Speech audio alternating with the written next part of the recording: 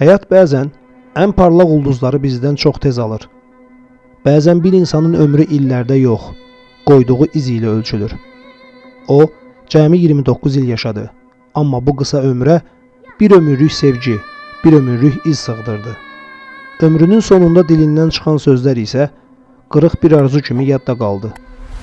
Çox yox, kaş 50 il yaşayıb planlarımı həyata keçirə bilsəydim. Bu video səsi ilə bir millətin ürəyində iz buraxan Xeyransa Məmmədovanın unudulmaz hekayəsinə həsr olunur.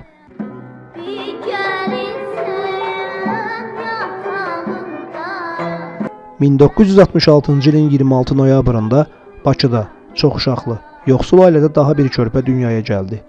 Valideynləri 9-cu uşağın adını Xeyransa qoydular.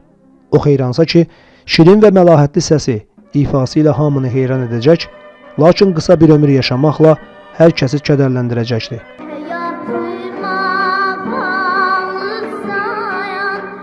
Bakıdakı 232 nömrəli orta məktəbdə oxuyan Xeyransa elə kiçik yaşlarından səhnəyə çıxaraq məşhurluq qazanmışdı.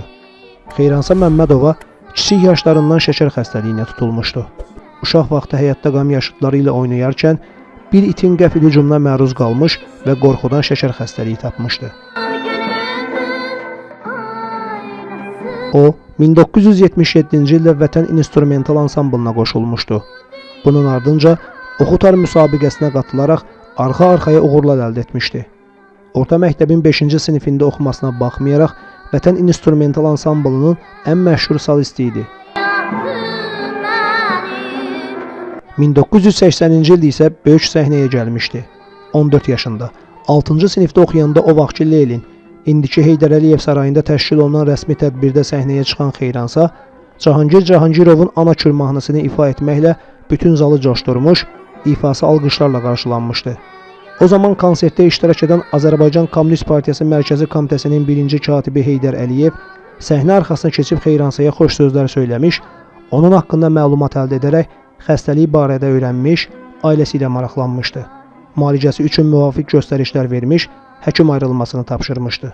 Bu hadisə Xeyransaya daha da məşhurluq gətirmişdi. Səid Rüstəmovun Oxutar, Oxu Gözəl, Cahangir Cahangirovun Necə əl çəkim, Emin Sabitoğlunun Azərbaycan, Təklik, Ay Bülbüllər və Sarı Bülbül kimi mahnıları onun ecazkar ifasında təkrar olunmaz idi. Dahi Niyazının qəlbinə yol tapan Xeyransa Məmmədova maestronun onu övladlığa götürmək təklifinə "Mən sizi çox sevirəm, amma evimiz üçün darıxıram axı" cavabını vermişdi. Son müsahibəsində "Görəsən qorxulu yuxularıma nə vaxt son qoyulacaq? Elə hey şirin yuxu görmək istəyirəm. Ancaq qorxulu, dəhşətli yuxular görürəm. Çox yox, kaş 50 il yaşayaydım, planlarımı həyata keçirə biləydim. İstəyirəm ki, əvvəli xoşbəxtlik, uğur olan sənət addımım bədbəxt sonluqla bitməsin" demişdi.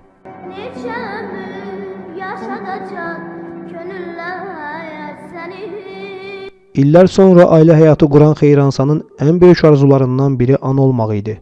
Xeyransa Məmmədova az konsertdə sürücü işləyən gənclə ailə həyatı qurmuşdu. Ancaq həkimlər onun övlad dünyaya gətirilməsinə qətiyyən icazə vermirdilər. Xeyransı isə qadağalara baxmadan ana olmağı çox istəmiş, bu yolda ölümü də gözə almışdı. Gənc müğənni övlad dünyaya gətirən zaman 1995-ci il iyun ayının 2-sində vəfat etdi və Bülbülə qəbristanlığında dəfn olundu.